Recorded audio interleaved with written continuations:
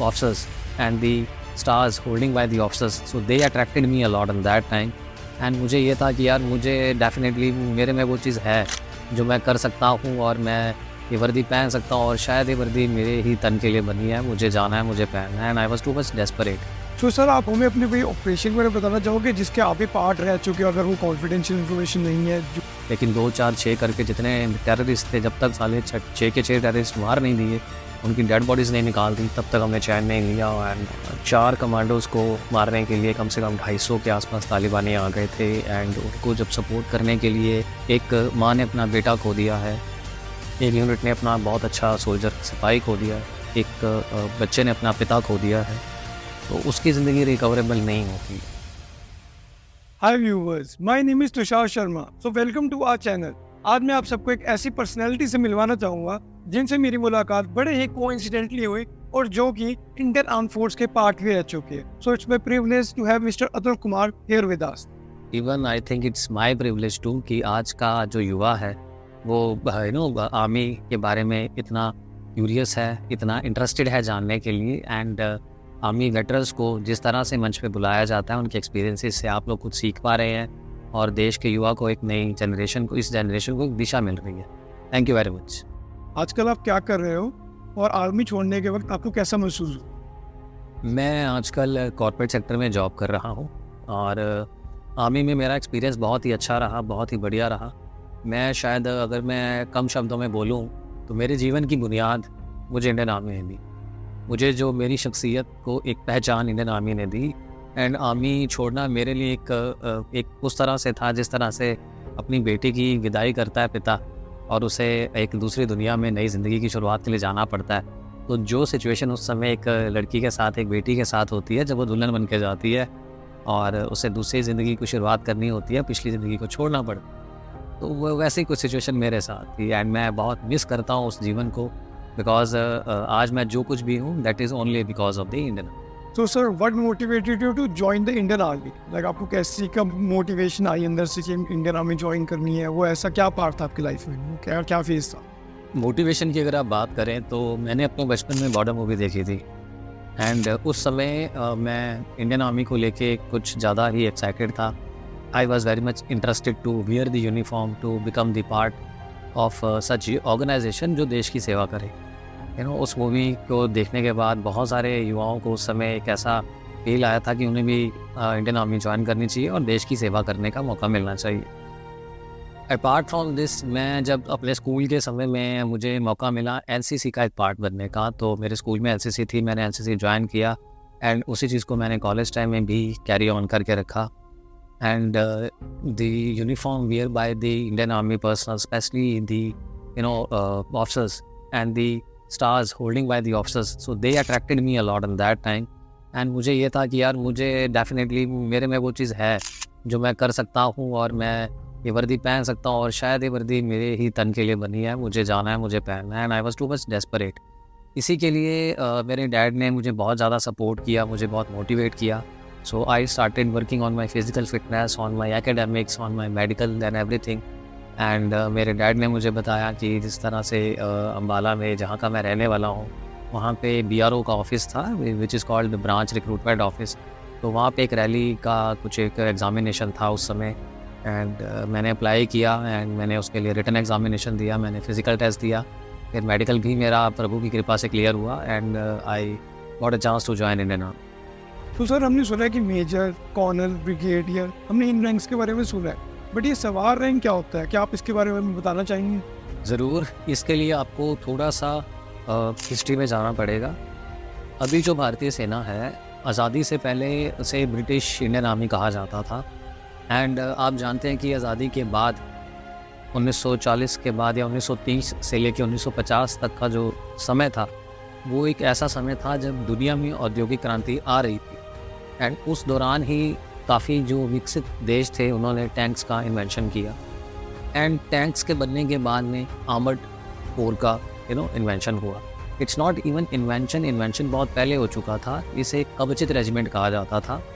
और क्योंकि पुराने ज़माने में टैंक्स नहीं होते थे, राजा महाराजाओं के समय पे घुड़सवार हुआ करते थे, तीरंदाज हुआ करते थे, पैदल सेना हुआ करती। तो जो घुड़सवार होता था, उन घुड़सवारों का दस्ता, उन दस्तों का एक रिसाला और उन घोड़ों के जो सवार हुआ करते थे, ये सवार शब्द वहाँ से निकला। एक घोड़े का सवार सैनिक, जिसे सवार कहा जाता था। तो ये सवार शब्द वहीं से बना है। पहले घोड़ों का सवार घुड़सवार, घोड़ों के दस्ते, दस्तों का रिसाला, और उसके बाद इसको आगे आने वाले समय के अंदर जब उन घोड़ों को रिप्लेस किया गया टैंक्स के साथ, तो बख्तरबंद गाड़ियाँ आ गई, टैंक्स आ गए। उस समय आर्मर्ड रेजिमेंट का नाम जो है उसमें इस तरह से ये जो सवार शब्द है एक सिपाही के लिए इस्तेमाल किया जाता है। ये सवार एक जो ऐसा शब्द है जो सिपाही के लिए इंडियन आर्मर्ड कोर के अंदर यूज़ किया जाता है। अगर आप बाकी यूनिट्स को देखेंगे, लाइक एज इन्फेंट्री हो गई, सिग्नल कोर हो गई, या मेडिकल कोर हो गया, जितने भी आर्मी की बाकी यूनिट्स हैं या रेजिमेंट्स हैं, उनमें सिपाही शब्द का इस्तेमाल किया जाता है। लेकिन जो टैंक रेजिमेंट्स हैं, आर्मर्ड रेजिमेंट्स हैं, उनमें सवार बोला है। तो सर आपकी आर्मी की लाइफ कैसी रही, या फिर कहें एक सवार या एक टैंकमैन की लाइफ आप कैसी थी? आप इसके बारे में हमें बताना चाहेंगे हमारे व्यूअर्स को? मेरी आर्मी की जर्नी बहुत ही बढ़िया रही एंड मैं बड़ा खुशनसीब था कि मुझे एंड स्टिल हूँ कि मुझे इंडियन आर्मी की आर्मर्ड कोर का हिस्सा बनने का मौका मिला और एक टैंकमैन की ज़िंदगी बिताने का मुझे मौका मिला। By trade I was a gunner. एंड उससे पहले मैं आपको बता दूं कि एक जो टैंक होता है, टैंक के ऊपर 3 लोग काम करते हैं। एक ड्राइवर जो टैंक को चलाता है, एक गनर जो टैंक की मेन गन से और मशीन गन से फायर करता है, और तीसरा radio set operator and commander. तो वो एक इंसान होता है। तो टोटल 3 लोगों का क्रू होता है जो टैंक के ऊपर काम करता है।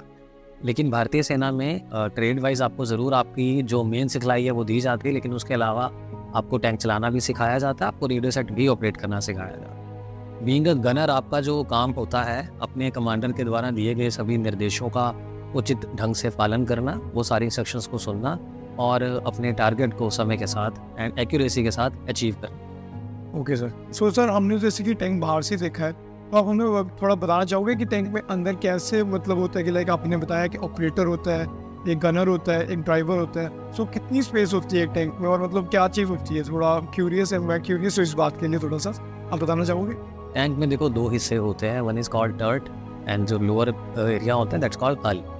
ओके, जो टैंक का ड्राइवर होता है वो आगे बैठता है, उसके हाथ में ड्राइविंग से रिलेटेड जितने भी इक्विपमेंट्स होते हैं वो सभी वहीं पर होते हैं। जो उसके clutch gear and accelerator pedals हैं वो सब वहीं पर होते हैं। तो उसका काम होता है टैंक को प्रॉपरली ड्राइव करना और जगह के हिसाब से एक सॉलिड प्लेटफॉर्म देना, ताकि कमांडर की इंस्ट्रक्शंस को सुनने के बाद गनर अपने फायर की एक्यूरेसी को मेंटेन करते हुए अपने टारगेट को अचीव करे। ओके, टैंक में जगह बहुत ही कम होती है, दिस इज डेफिनेटली, एंड वहाँ बहुत ही कंजस्टेड एरिया होता है बिकॉज आपको हर तरफ वो बख्तरबंद लोहा ही है और मेन गन होती है, अंदर आपके इक्विपमेंट लगे हुए होते हैं, रेडियो सेट्स होते हैं, एंड जो रेडियो सेट ऑपरेट कर रहा है he is your commander also. And सबसे ज़्यादा जोकिंग का काम उसका ही होता है, क्योंकि बीइंग अ ऑफिसर कह सकते हैं, being a commander, his duty is to ensure कि बाहर क्या चल रहा है, कैसे चल रहा है। अंदर आने के बाद में बंद करके हायर साइड से देखना या साइड से बाहर की तरफ देखना वो एक अलग चीज़ होती है, लेकिन युद्ध के मैदान में ओपन फायर के बीच में बैठ के अपने ड्राइवर को और अपने गनर को इंस्ट्रक्ट करना is a very difficult job, and just to maintain the communication, just to establish the communication with the headquarter and with the other tanks, again a very responsible job. तो tank में safety का कैसे ध्यान रखा जाता है आप लोगों की? क्योंकि आप लोग लड़ाई में जा रहे हो, आप लोग एकदम, तो सेफ्टी का आप लोगों का कैसे ध्यान रखा जाता है? सेफ्टी के लिए देखिए, लड़ाई के मैदान में सभी को वगैरह जो होती है वो मिलती है, लेकिन because being a tank man आपकी जो जिम्मेदारी होती है वो टैंक से बाहर आकर लड़ने की नहीं होती है। आपको टैंक, ड्राइवर का काम है टैंक को चलाते रहना, गनर का काम है उसी टैंक से एम्यूनिशन को फायर करते रहना। कमांडर, जैसे मैंने अभी आपको बताया, कमांडर की जो मेन रिस्पॉन्सिबिलिटी होती है बड़ी ही जिम्मेवारी वाली होती है, क्योंकि वो ऊपर उनको बाहर रहते हुए बाहर की चीज़ों को ऑब्जर्व करना पड़ता है। ड्यूरिंग दी बैटल फील्ड वो आप जिस वेंट से हम अंदर जाते हैं उसके डोर्स को, जिसे हम कपोला कहते हैं, क्लोज कर दिया जाता है। सेफ्टी फुली इंश्योर्ड होता है कि यार बाहर से आने वाली गोलियाँ हमारा कुछ नहीं बिगाड़ सकती, लेकिन हमें पता है कि एक टैंक को दूसरा टैंक ही नुकसान पहुंचा सकता है, या फिर एयर अटैक, जो कि आने वाले एयरफोर्स के जो जेट्स हैं उनकी मिसाइल्स और जो बड़े वेपन हैं they only can destroy the और damage the tank. Otherwise by the mean of safety एक टैंक के अंदर, एक बख्तरबंद के अंदर आप गोलियों से और नॉर्मल उनसे आप सेफ रहते हैं। थैंक यू सर हमारे साथ ये इन्फॉर्मेशन शेयर करने के लिए। तो सर आप लोग वहाँ पे ऐसे ब्रीथिंग की प्रॉब्लम नहीं आती है? सांस कैसे लेते हो आप लोग वहाँ पे, क्योंकि इनकी कंजस्टेड एरिया होता है? सांस नॉर्मली लेते हैं, ठीक है। एक टैंक के अंदर नॉर्मली हर तरह की सुविधाएं दी जाती हैं, जैसे वेंटिलेशन के सिस्टम बहुत अच्छे होते हैं, ठीक है। Whenever we are crossing a river, अगर हमें कभी किसी दलदल या किसी पानी वाले एरिया से निकलना है तो वहाँ से क्रॉस करने के लिए भी एक वाल्व्स वगैरह लगाए जाते हैं, ताकि अंदर जो बंदे बैठे हैं उनको प्रॉपरली एयर का जो है वो मिलता रहे, एयर वेंट्स अवेलेबल रहे, ओके। सो सांस लेने में कोई ऐसा प्रॉब्लम नहीं आ। सो सर, आप फौज की लाइफ को अब कॉर्पोरेट लाइफ से कैसे रिलेट करते हैं? तो जैसे अगर या फिर ये फौज की जो लाइफ है, आपकी आर्मी की लाइफ थी, और जो कॉर्पोरेट की लाइफ है, ये कैसे आप डिफ्रेंशिएट करेंगे या रिलेट करेंगे, या फिर ये बिल्कुल अलग है, या फिर इसमें कुछ सिमिलैरिटीज भी है? क्या आप हमें बताना चाहेंगे? फौज की लाइफ एक बिल्कुल ही अलग लाइफ, ठीक है। डेफिनेटली कॉर्पोरेट लाइफ का एक अलग दुनिया है, फौज एक अलग ही दुनिया है। हाँ, ये ज़रूर मैं मानता हूँ कि कॉर्पोरेट लाइफ का हर एक जो पहलू है या हर एक एस्पेक्ट जो है वो कहीं ना कहीं फौज से ही आता है, बिकॉज एक कमांडिंग ऑफिसर, उनके नीचे कुछ दूसरे ऑफिसर्स, एंड उनके नीचे उनके जूनियर्स जो JCOs होते हैं, and then the soldiers who are performing the other jobs, सभी मिल के अपना अपना ड्यूटी निभाते हैं और काम करते हैं। द सेम स्ट्रक्चर जो होता है वो कॉर्पोरेट में होता है, जैसे 1 MD is there and VPs and directors are there and the managers are there just to manage the junior staff and all the juniors and executives are there. तो वो स्ट्रक्चरल सिमिलैरिटीज़ डेफिनेटली हैं, लेकिन दुनिया बिल्कुल अलग है, ठीक है। कॉर्पोरेट के अपने टास्क होते हैं, अपने चैलेंजेस होते हैं, आर्मी के अपने टास्क हैं, अपने चैलेंजेस हैं, एंड लेकिन आर्मी का जो प्रिविलेज है, एक कॉर्पोरेट लाइफ आपको पैसा कमाने का मौका दे सकती है, आर्मी आपको इज्जत कमाने का मौका देती है। This is something okay. Army एक वो ऑर्गेनाइजेशन है जो आपको मौका, सिर्फ एक आर्मी ही एक ऐसा ऑर्गेनाइजेशन है या एनी अदर डिफेंस, चाहे वो इंडियन नेवी हो, चाहे वो एयरफोर्स हो, जिसमें being a youngster you can lead the man from the front, okay. And अगर आप इस चीज़ को देखेंगे तो आप जब एक यंग लीडर की तरह आप अपने ट्रुप्स को जब लीड करते हो, so 100 soldiers are ready to get die only on a single decision of yours, so that's your main earning. वो भरोसा करते हैं आपके ऊपर कि हमारा लीडर जो है वेरी स्ट्रॉन्ग, एक बहुत अच्छा लीडर है, हमारी बॉन्डिंग उसके साथ है, एंड उसे हमारा प्लस माइनस सब पता है, हमें उसका प्लस माइनस सब पता है। कॉर्पोरेट में कोई आपके लिए जान देने को राजी नहीं है, ओके जी। कॉर्पोरेट के अंदर कोई आपके लिए जान देने को राजी, ठीक है। आप उसको कितना भी दे दीजिए, आप मुझे बताइए कोई एक ऐसा इंसान ढूंढ के लाइए जिससे आप बोलिए कि जी मैं आपको करोड़ों का पैकेज देने को राजी हूँ, क्या आप अपने देश जान देने को राजी होंगे? मुझे नहीं लगता। और यहीं आप अगर इंडियन आर्मी को देखेंगे तो एक सिपाही, ठीक है, जो कमर्शियल्स होते हैं वो अपनी जगह रहते हैं, लेकिन जो देशभक्ति की भावना, चाहे वो एक सूबेदार हो, चाहे वो एक कर्नल हो, चाहे वो एक सिपाही हो, सब में एक जैसी होती है, और वो आदमी ज्वाइन ही शायद देश के लिए मर मिटेंगे। तो एक बहुत बड़ा डिफरेंस है जो हमेशा से रहा है और शायद हमेशा रहे। एक और डिफरेंस जो मैं आपको बताना चाहूँगा कि कॉर्पोरेट लाइफ के अंदर, कॉर्पोरेट कंपनीज़ के अंदर जो होने वाले लॉसेस हैं वो रिकवरेबल लॉसेस हैं। आर्मी के अंदर ऐसा नहीं होता। आर्मी की लाइफ के अंदर अगर हमने एक सिपाही इस साल यदि खो दिया, एक माँ ने अपना बेटा खो दिया है, एक यूनिट ने अपना बहुत अच्छा सोल्जर सिपाही खो दिया है, एक बच्चे ने अपना पिता खो दिया है, तो उसकी ज़िंदगी रिकवरेबल नहीं होती। अगर एक बच्चा हमारे सामने अनाथ बना है तो वो ताउम्र के लिए अनाथ हो गया। This is something very important, okay. ये एक बहुत बड़ा डिफरेंस है। कॉर्पोरेट के अंदर जो छोटे मोटे लॉसेज होते हैं, आपका प्रोजेक्ट चला गया फिर से आ जाएगा, आपको फाइनेंशियल लॉस हो गया वो फिर से रिकवरेबल है। ज़िंदगी के लॉसेज रिकवरेबल नहीं होते हैं, दैट्स अ मेन डिफरेंस। और इसी जज्बे को कायम रखने के लिए और ये इन्हीं डिफरेंसेस को बनाए रखने के लिए हर एक सोल्जर जो है अपना बेस्ट से बेस्ट शॉट देता है और अपनी बढ़िया से बढ़िया परफॉर्मेंस देता है। अगर आप कभी देखेंगे कि ओलंपिक्स में या किसी भी और मंच के ऊपर जहाँ देश को रिप्रेजेंट करने की बात आती है, भारतीय सेना के सिपाही हर एक फील्ड में काम करते हैं। They are not only the brilliant soldiers, they are also the brilliant sportsmen. Sportsmen, definitely they are performing very well in the sports also. तो वो हर जगह पे परफॉर्मेंस देते हैं, वो इसलिए बिकॉज एक जज्बा होता है अंदरली, ठीक है। और ऐसा जज्बा आपको कॉर्पोरेट लाइफ में नहीं मिलता। इंडियन आर्मी आपको एक ऑलराउंडर पर्सनैलिटी बनाती है, ये चीज़ें कॉर्पोरेट नहीं बनाती है। और आपके अंदर डिसिप्लिन एक बहुत अच्छे लेवल का है, सही जो डिसिप्लिन डेफिनेटली नॉर्मल बंदा नहीं अपने अंदर ला सकता। बिल्कुल बिल्कुल बिल्कुल। अभी जैसे हम बात कर रहे थे कि एक टैंकमैन की हम बात कर रहे थे, So tankman will not only be a good gunner, he will also be a good driver, he will also be a good operator. Along with it, he will also be a very good sportsman. He will also be a वो hockey बहुत अच्छा खेलता होगा, वो बहुत अच्छा boxer होगा जो देश को किसी बड़े मंच के ऊपर रिप्रेजेंट करता होगा। कॉर्पोरेट लाइफ में ये चीज़ें नहीं मिलती है। कॉर्पोरेट लाइफ में आप एक पर्टिकुलर डिपार्टमेंट के लिए काम करते हैं, सो आप अपनी एक्सपर्टीज़ एक पर्टिकुलर फील्ड में बना पाते हैं। फ़ौज आपको बहुत सारी जगहों के फील्ड, बहुत सारे फील्ड्स का मास्टर बनाती है, ठीक है। तो ये एक वो डिफरेंस आता है कि आर्मी में आने के बाद में आपको जो वर्सेटाइल पर्सनैलिटी आप बनते हैं, आपको बहुत सारी जगहों पे बहुत कुछ सीखने को मिलता है। कॉर्पोरेट लाइफ में वो चीज़ें नहीं है, ठीक है। मैं you know nothing, no hard feelings for the corporate life. Corporate life की अपनी अच्छी चीज़ें हैं, अच्छे एस्पेक्ट्स हैं, बट डिफेंस का समथिंग डिफरेंट। तो सर जैसे आपने बताया कि आपने आर्मी की आपको मोटिवेशन मिली, या फिर मोटिवेशन, या फिर कह सकते हैं कि आपको बॉर्डर मूवी देख के लगा कि आपको आर्मी ज्वाइन करनी चाहिए। तो सर मैं ऐसे आपसे पूछना चाहूँगा कि आजकल के लिए आप ऐसी कौन सी मूवी हमारे को रिकमेंड करना चाहोगे जो एक्चुअल आर्मी लाइफ में है? आप अगर बॉलीवुड की बात करें तो भारतीय सिनेमा में मेरे पास मतलब मुझे ज़्यादा नाम नहीं मतलब मेरे जहन में आते। एक नाना पाटेकर की एक मूवी थी प्रहार, तो जिसकी शूटिंग बेलगांव में कमांडो स्कूल में हुई थी, तो उसमें उन्होंने काफ़ी हद तक कुछ सिमिलैरिटीज़ दिखाने की कोशिश की थी। लेकिन उसके बाद में मुझे इतनी ज़्यादा मतलब जो मूवीज़ आई, there was a movie which I seen, Lakshya was there, जिसमें ऋतिक रोशन ने लीड रोल प्ले किया था। That was something related to Kargil land. उसके बाद अभी रिसेंट उड़ी एक मूवी आई थी, बट उसमें मसाला वो ज़्यादा दिखाने की कोशिश करते हैं रादर दैन कि एक एक्चुअल आर्मी लाइफ।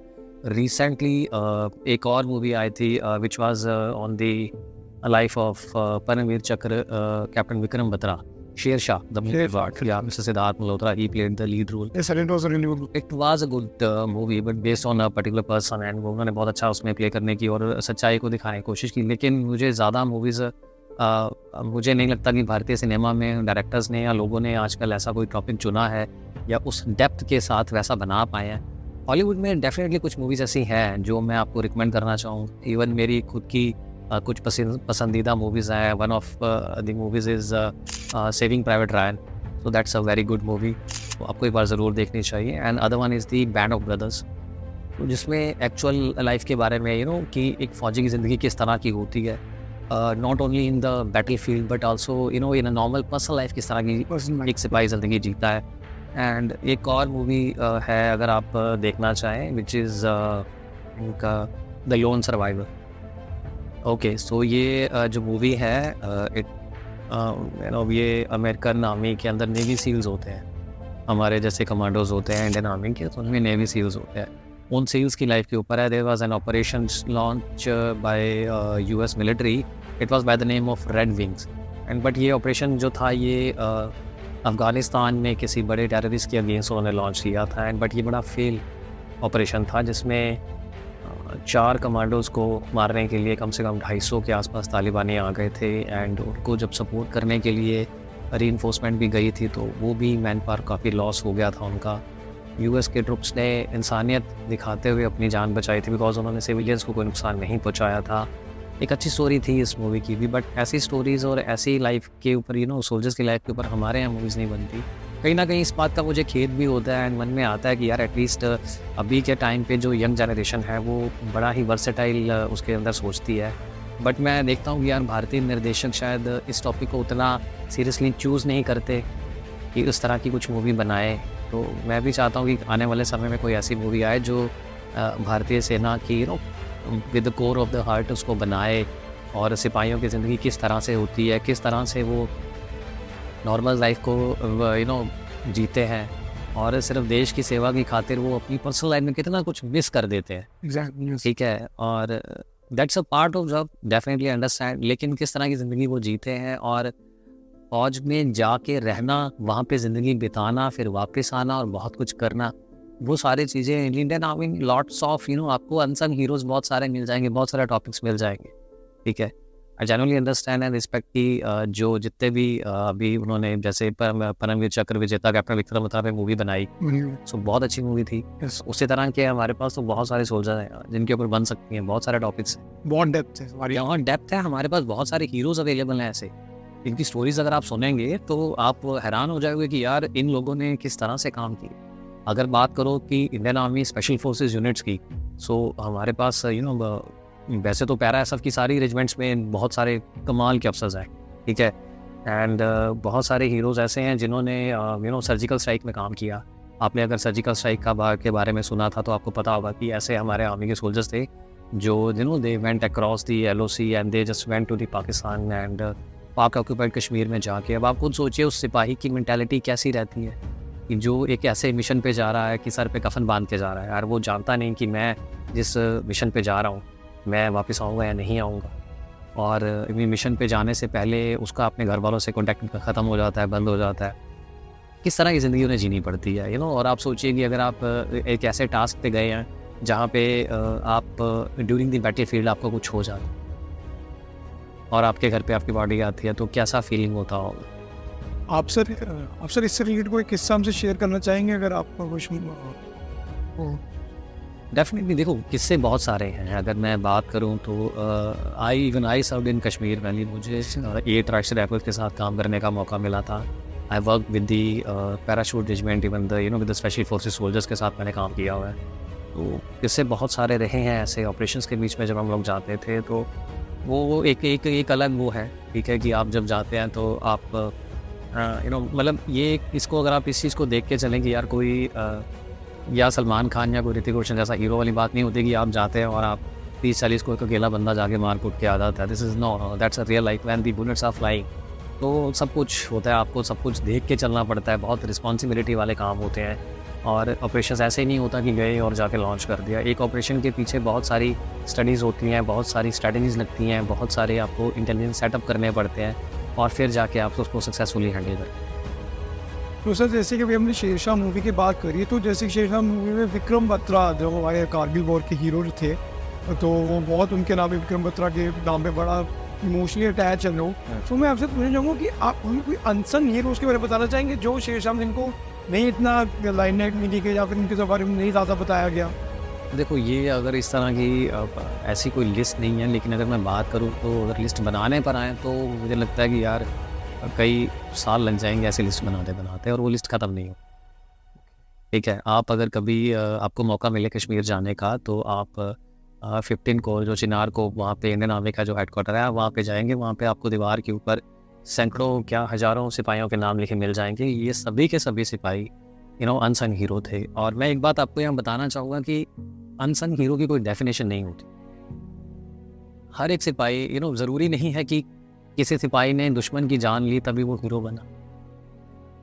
एक सिपाही तब भी अपने आप में हीरो है अगर उसने किसी की जान बचाई, खुद की जान देके। अपने सिपाहियों की जान बचा, अपने दोस्तों की, अपने साथियों की, मेट्स की जान बचाना, सिविलियंस की जान बचाना। बिकॉज जब आप आर्मी ज्वाइन करते हैं और अपनी रेजिमेंट में आने से पहले जब आपकी कसम परेड होती है तो आप जो शपथ उस समय लेते हैं तो वो शपथ में यही सिखाया जाता है कि मैं अपने देश के लिए, अपने देशवासियों के लिए अपना सर्वस्व न्यौछावर कर दूँ। और वही एक सिपाही का काम होता है और वही एक सिपाही करता है। ठीक है, तो और ये तो इंडियन आर्मी में तो यार लिस्ट ख़त्म ही नहीं हो। Lot many heroes are there. हाँ, कि सच में बताऊँ तो मेरे साथ बहुत वो बड़े अच्छे किस्से रहे हैं जो मेरे साथ मेरे मेट्स थे जिनके साथ मैंने नौकरी की है। एंड अगर मैं नाम गिनाने पर आऊँ तो सीरियसली लिस्ट नहीं खत्म होगी। ठीक है, हमारा पॉडकास्ट बहुत लंबा हो जाएगा। तो सर आप हमें अपने कोई ऑपरेशन के बारे में बताना चाहोगे जिसके आप भी पार्ट रह चुके, अगर वो कॉन्फिडेंशियल इन्फॉर्मेशन नहीं है, जो भी आप शेयर कर सकते हो हमारे ऑडियंस के साथ। आप हमें कोई अपने एक्सपीरियंस के बारे में, अपने लाइफ एक्सपीरियंस के बारे में बताना चाहोगे आर्मी में?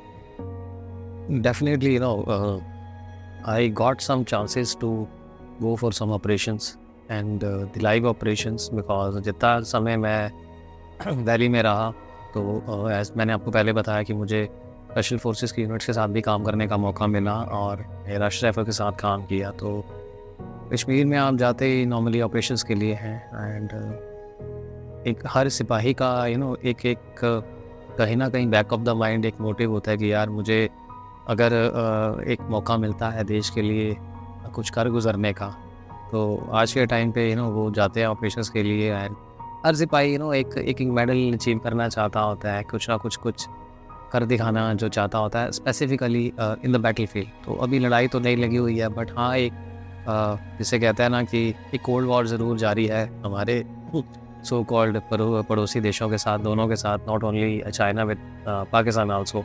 And specially if you talk about Kashmir valley, तो पाकिस्तानी मिलिटेंट्स आपको पता है आईएसआई इंसर्जेंसीज करवाती रहती है और वो आते रहते हैं, और हमारे जो सिपाही हैं वो उनको अल्लाह ताला के पास भेजते रहते हैं जो जिसके लिए वो आते हैं। तो मुझे कई ऑपरेशंस में काम करने का मौका मिला, एंड मैं total if I talk about तो अप्रॉक्सीमेटली मुझे एनकाउंटर्स में जाने का मुझे मौका मिला। ये जो एनकाउंटर्स होते हैं ना, ये they are not the normal encounters, okay, and you can just say कि when you are operational in the fields, तो कोई डेफिनेशन या कोई स्पेसिफिक इनके बारे में इन्फो नहीं होता है, बिकॉज आपके पास कुछ इनपुट्स होते हैं, आप कुछ क्लासिफाइड इन्फॉर्मेशन गैदर करते हैं, और आपको कई बार जंगल में बहुत समय तक वेट करना पड़ जाता है। You never know, because sometime you are having the plan कि यार मेरे पास कोई इन्फॉर्मेशन है, और आपको पता लगा कि जो टेररिस्ट हैं वो अगले 1 दिन बाद 2 दिन बाद आने वाले हैं, और बर्फ़ गिर गई तो उन्हें 2 के 4 दिन लग गए।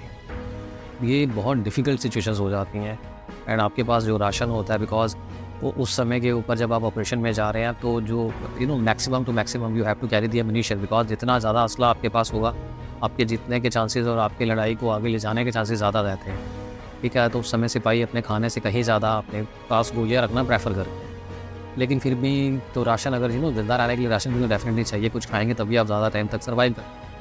तो ये सिचुएशन बड़ी डिफ़िकल्ट हो जाती हैं, बट हमारे जो सिपाही होते हैं वो पूरे ट्रेंड और वेल ग्रूम्ड होते हैं उस एनवायरनमेंट में रहने के लिए। बहुत कुछ आपको वहाँ पे सीखना पड़ता है, आप अपने आप को उस एनवायरनमेंट में ढाल लेते हो कि मुझे क्या क्या करना है यहाँ पे, किस तरह से सर्वाइव करना है, और operations are not very easy to say. हाँ, लेकिन जब एक when you get the success, और जब आपका जो मिशन होता है वो दिए हुए टाइम के अंदर विदाउट एनी कोलैटरल डैमेज आप अचीव कर लेते हैं, तो जो एक सुकून वाला फीलिंग आता है ना यार, वो एक बड़ा अलग वो उस पर। मैं इसी से एक रिलेटेड आपसे सवाल पूछना चाहूँगा कि जैसे कि आपने बताया कि विदाउट कोलैटरल डैमेज जब आपको मिलता है तो अच्छा लगता है, बड़ा सेंस ऑफ अचीवमेंट फील होती है।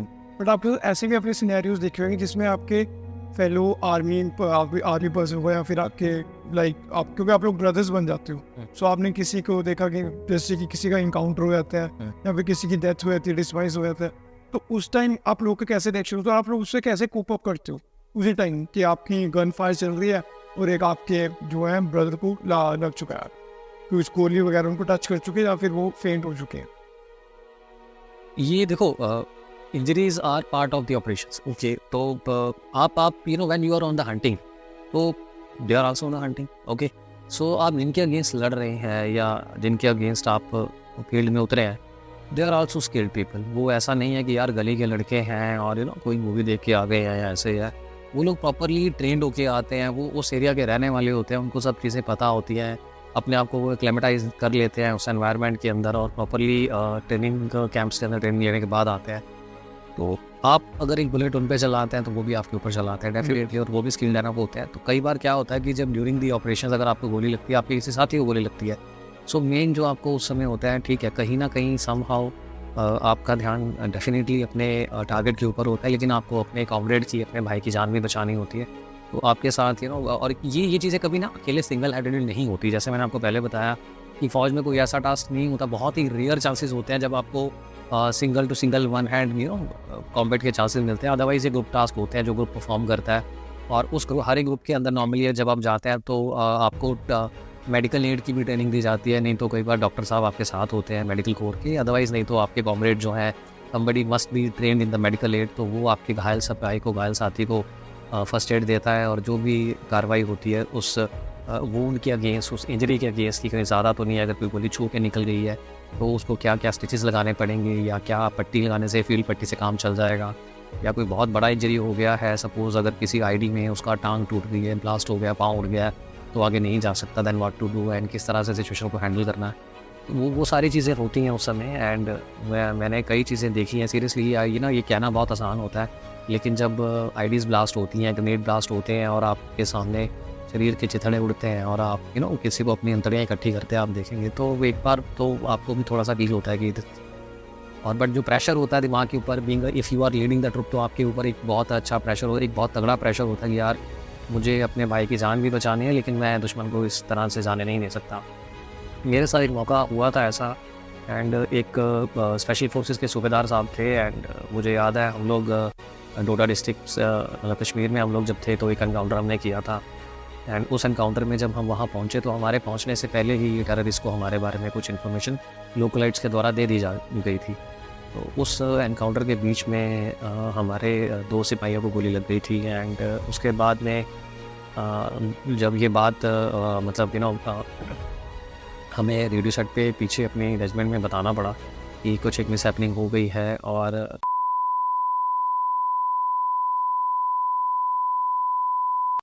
लेकिन जो हमारे उस समय जो उस पलटन को लीड कर रहे थे वो एक सूबेदार थे। एंड मैं सैल्यूट करता हूँ सूबेदार साहब को, बिकॉज उन्होंने जो डिसीजन उस समय लिया and he gave the direct answer to the commanding officer कि सर मैं वापस नहीं आ रहा हूँ, ये 2 मेरे जो सिपाही गए हैं मैं इनका बदला लिए बिना मैं वापस नहीं। तो उसके बाद हम लोग आगे जंगलों में गए एंड वो 4 दिन के ऑपरेशन के बाद में हम लोग 8 दिन वहाँ और हमें स्पेंड करने पड़े। लेकिन 2, 4, 6 करके जितने टेररिस्ट थे, जब तक साले 6 के 6 टेररिस्ट मार नहीं दिए, उनकी डेड बॉडीज़ नहीं निकाल दी, तब तक हमने चैन नहीं लिया। एंड उसके बाद में हम लोग वापस। So it was a chance. Okay, तो ये होता है। एंड आपके अंदर जो उस समय की एक फीलिंग होती है, आप जज्बाती होते हैं। एंड उस समय जो आपकी दिल की फीलिंग है, your heart overtake your brain. दिल जो है वो दिमाग के ऊपर हावी होता है और आप इमोशनली काम करते हैं। लेकिन उस समय आपको पता होता है कि यार मैं क्या कर रहा हूँ क्या नहीं कर रहा हूँ। उस समय आपको पता होता है कि क्या सही है क्या गलत है, क्योंकि जज्बात जो है वो इस चीज़ की गवाही नहीं देते कि यार मेरे भाई को जिसके साथ मैं इतने दिनों से रहता आ रहा था, जो मेरा बडी था, जिसके साथ मेरी एक फैमिली मेम्बर्स वाली बातें थी सारी की सारी, because army is a part of the brotherhood only. और वो उसको कोई मार के चला गया तो मैं ऐसे कैसे जाने दे दूँ यार उसको, क्योंकि अब उसकी विधवा वाइफ को और उसकी माँ को जो जवाब देना है जाके कि आपका बेटा ऐसे ही चला गया, तो वो बोझ मैं शायद अपने मन पे लेके नहीं जी पाऊँगा जब तक मैं उसके कातिलों को ज़रा उन 72 हूरों के पास भेज नहीं देता जहाँ के लिए वो आते हैं। तो that's kind of situation we normally feels. Sir आप हमें कोई अपनी सिचुएशन बताना चाहेंगे जिसमें आपको लगा था कि ये बहुत टफ सिचुएशन है कि इससे मैं कैसे निकल पाऊंगा, लाइक कोई आपने इनकाउंटर हुआ टेररिस्ट के साथ और आपको भी एंग्जाइटी या फिर कुछ ऐसा फील होता है टफ सिचुएशन?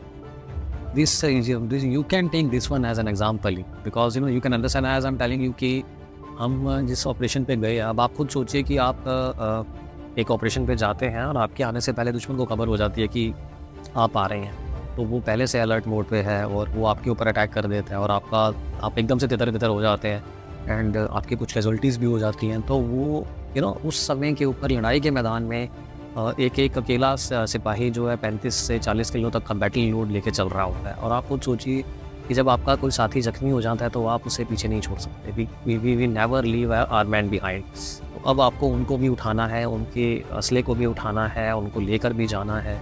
अगर कोई जो शहीद होता है उसकी डेड बॉडी को पीछे भी नहीं छोड़ा जाता, हम लेकर आते हैं। हम ऐसा कभी नहीं करते कि अपने किसी आदमी को छोड़ जाए। एंड दिस इज़ समथिंग कि जो हमारे एथिक्स है।